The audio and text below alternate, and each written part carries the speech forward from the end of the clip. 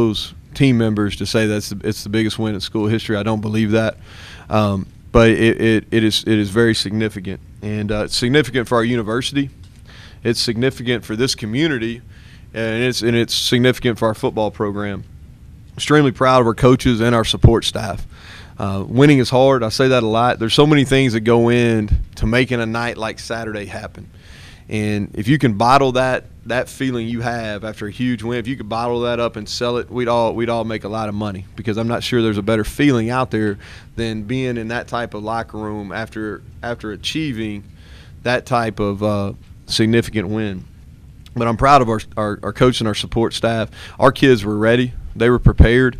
They played extremely hard, and I think that's the number one sign of coaching, is if your guys play with what we call perfect effort here. Proud of our players. They competed, played with perfect effort. They believed in the plan, and they believed in each other, which is huge. You know, I thought really for the first time, we've kind of had an up and down season. We haven't had just an abundance of like pleasant Monday press conferences, and we're sitting here and we were 3-1 going into the game, honestly. And I thought that was one of the things last year that was one of our strengths, was we were a football team. And Saturday night was the first time that I really felt like all three facets, offense, defense, special teams, really worked together, and our sideline was really behind them. But our guys never blinked. That was our theme, is don't blink. And even when LSU made some plays in the second half, our guys never blinked. They overcame adversity and found ways to win the game. We've been knocking on the door for a long time. When this program went Division I, we've had some significant wins. The one main road victory was at Mississippi State, but had some significant home wins. Missouri here, Oklahoma State here, but knocked on the door at really a roll call of who's who in college football over the last 12 to 14 years. And you think about that. 2 other times at LSU, in 04 and 08. Ohio State in 08, Georgia in 07, Tennessee in 2012, Florida State in 2006. Those are just some right off the top of my head. We've been knocking on the door for so long, and we really think that we feel like, and it's backed by proof, and we feel like that we're one of the top programs in the group of 5, and we needed that significant achievement of winning a road game versus a name opponent. And that's what we did on Saturday night.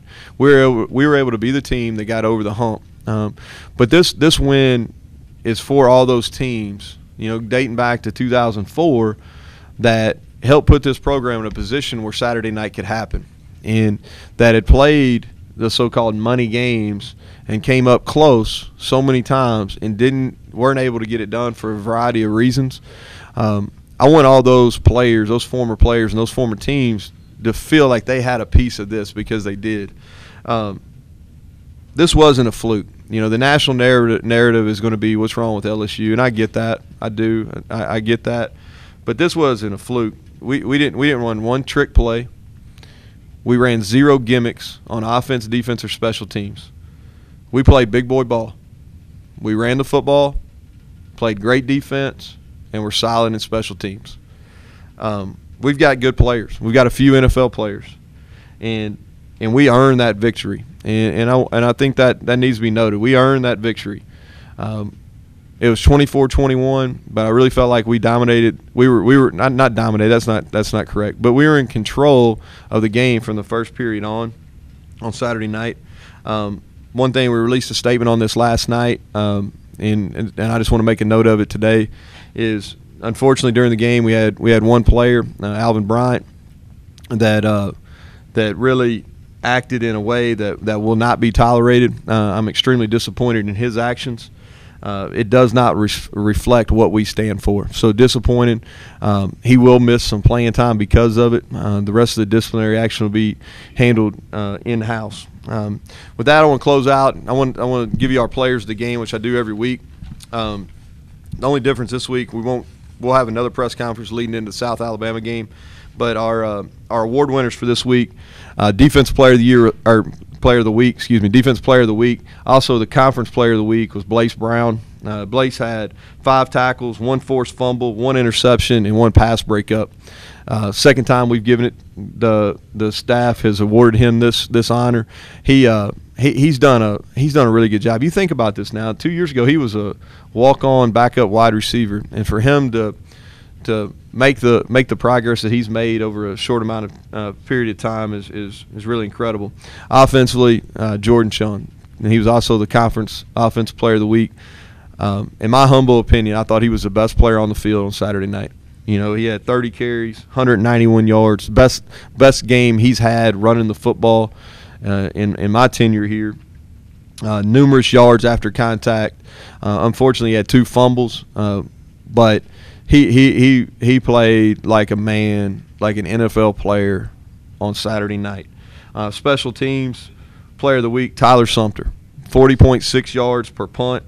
They had 0 punt return yards, and that their punt returner Shark is a high level player. They had 0 punt return yards, and if you look through the annals, if you look at reasons why we've lost some of those games in the past is huge punt returns, and we gave up 0 punt return yardage on Saturday. Our offensive lineman of the week is Stephen Rousey. You know, he only had 1 penalty this week, which is an improvement, and it was an effort penalty, so I can't fault him.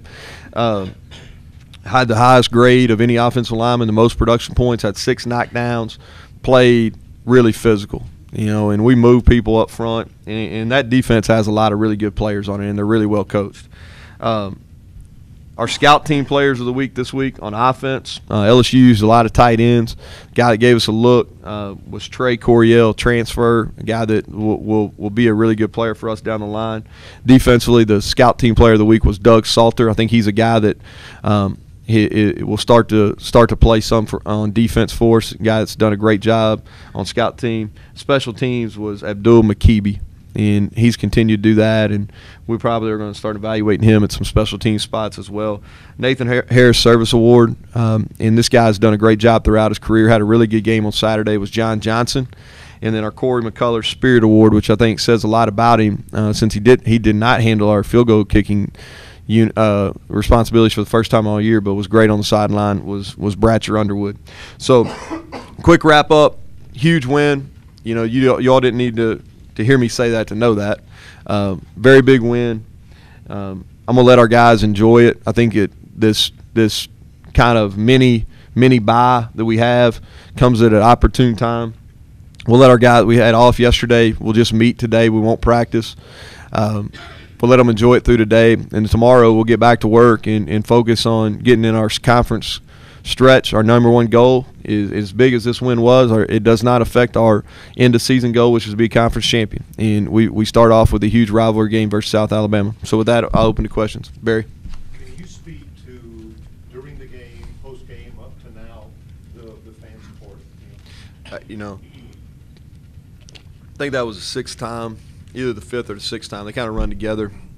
I'd been to Tiger Stadium as a player or a coach, and that was the biggest turnout, the loudest turnout by any fan group that I can remember that representing a team that I was part of. And they were loud. I thought they drowned out some of the LSU, especially late in the game. They stayed. They were excited. Just I thought they did a great job, and I appreciate you bringing that up because I think it needs to be noted. We had a ton of support. I don't know how many tickets we got, but I think we used every one of them, and they were loud. They weren't just there; they were loud. What about the reception when you pulled in? Yeah, Saturday? I heard yeah, some fans there. more Sunday morning. Sunday morning, and we did. We had several fans here, and a lot of really. Students, good mixture of students and some family members and just some of our hardcore fans and some of our biggest supporters to show up, and that was great for our guys, you know, to understand the significance of this win. Was the Dax man among you? No, the Dax man was good or bad, however you want to look at it. You know, that's not necessarily the best venue to take small children.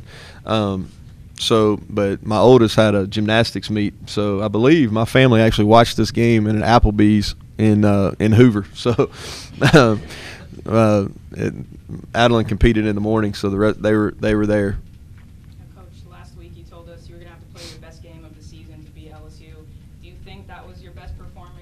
Yeah. you have to offer for the rest of the year? No. I don't think it. Yeah. Well, I don't think it was our best performance. Is it the best we've played this year? It is. And that's the best we've played this year. But in that same regard, I don't necessarily think we've played real well until Saturday night. Played really well defensively in the game against Boise. Played putrid on offense and special teams. We came back and we've been okay. Yeah, I don't think we've played poorly. I haven't sit here and said for 3 weeks we played poorly, but I did not feel like that we had played anywhere close to our potential in games 2, 3, and 4. We still didn't play a perfect game. We made some routine plays, but I don't think we did anything exceptional in the game on Saturday. We just were really solid. We were really solid in all 3 phases, and we didn't beat ourselves. In any phase, we didn't beat ourselves. But are we capable of playing better? Yes. And I know this is going to sound crazy to you all, but we're going to have to play better to beat some of the teams we're going to play later on down the road, because once you get in conference play, your conference opponents just know your tendencies more. It's more difficult out when you get into conference. What was the message after you guys went up 17-0? To be honest, there wasn't one. We just don't blink. I think what happens is in those, like, our guys were not surprised that they were ahead in the game. And I've done some national things here this morning and yesterday, and our guys weren't surprised. You got to remember now, and I know you all do, so this is not for you all, the local media, but we got beat 30-24 by the national champion last year at their place.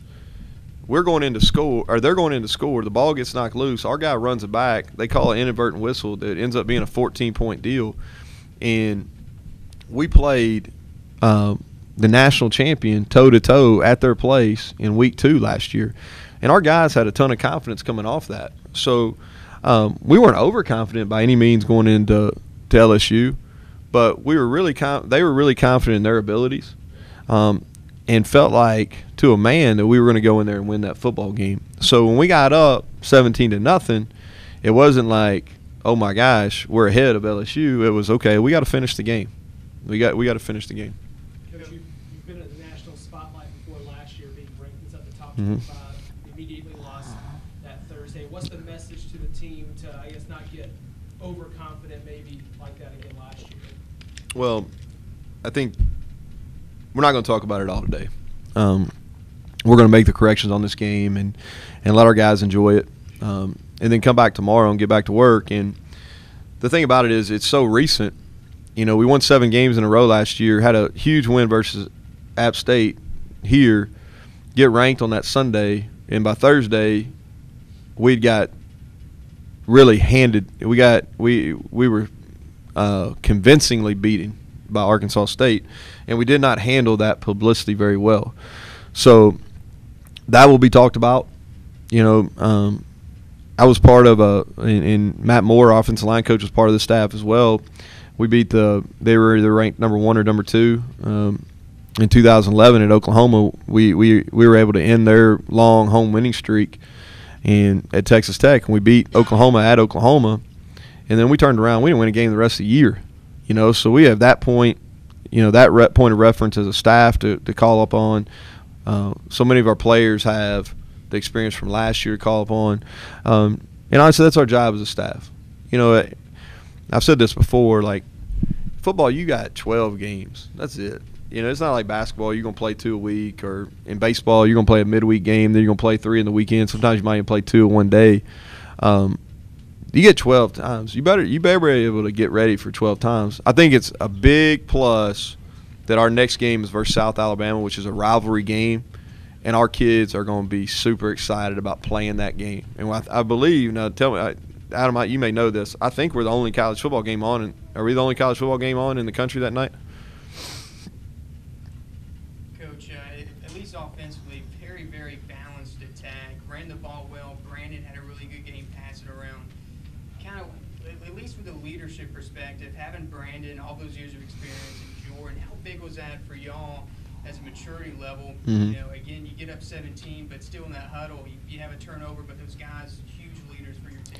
Well, I thought we had a calm demeanor about us the whole time.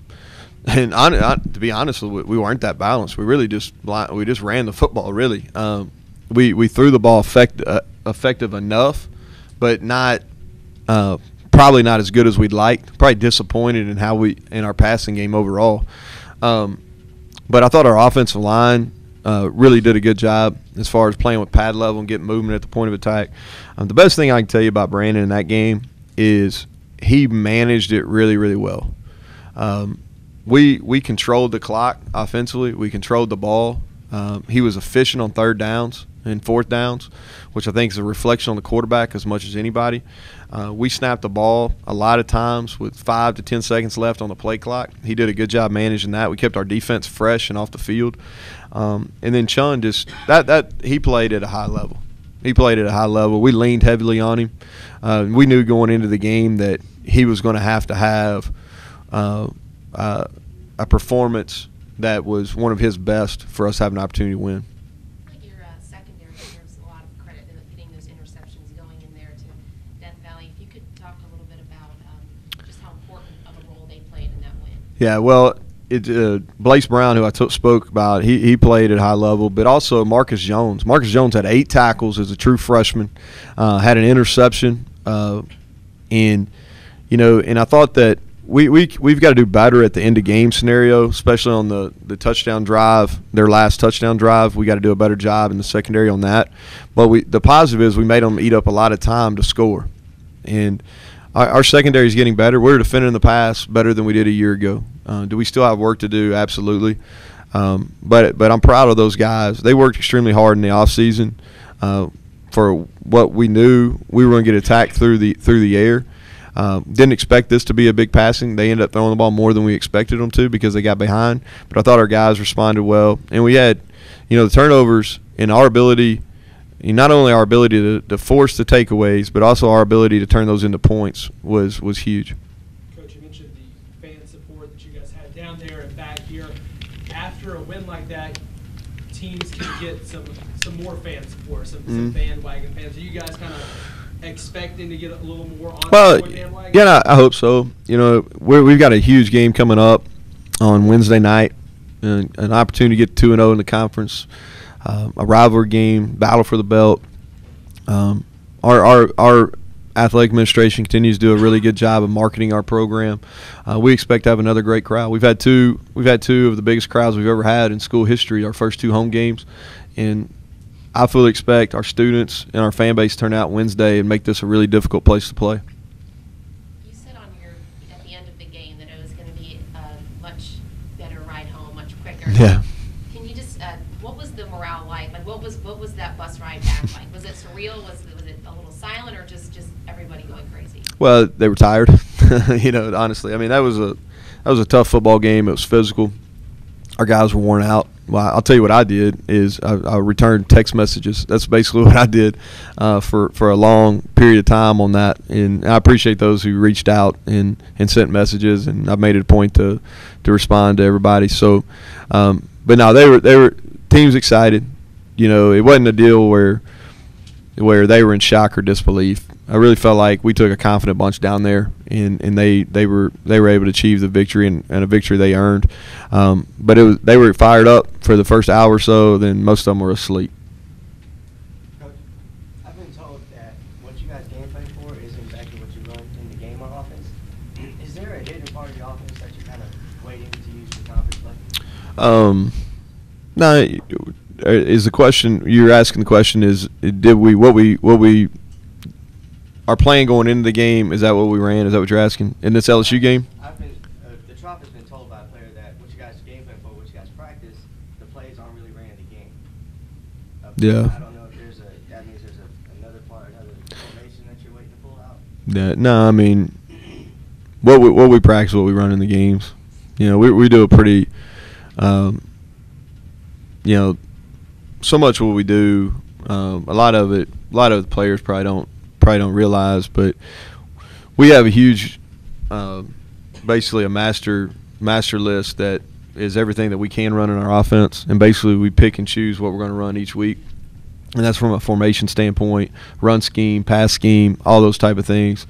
And And then once you get in and you just pick certain schemes you feel like are going to work against that opponent, and if you get into the game and you need to pull something else from the master list, you do that. But I'm going to say in the upper 90%, what we run on Saturdays from a week to week is what we practice. We keep a running rep count. We will not run anything in a game that we do not practice at least a minimum of 5 times during the week. So now some of what we do, just from a play calling standpoint, we may add a motion or add a shift to, I call it, a dress-up plays. And we did some of that at the end of the game, especially in the fourth quarter, to dress up some of our run plays just because they were starting to really get a lot of hats in the box. So we went to a little bit of our option package there in the fourth quarter, but that's something we work each week. You talked about Marcus Jones earlier. If you could maybe elaborate on what kind of impact he's had on the second year. Well, he's a great athlete. He's had an impact on special teams as a kickoff returner and a punt returner as well. He has the ability to be an elite cover corner in our league. He's wearing a lot of different hats for us right now. He's playing our nickel. That's what he played primarily in the game on Saturday night. He's our third corner. He gets in the game. Just a guy that can make plays, and he's just learning. And he was well coached in high school. That's not a knock, but he's just learning the speed of the college game, and I'm excited about I'm excited about his play right now, but I'm also excited about his future and the fact that we have 3 more years with him.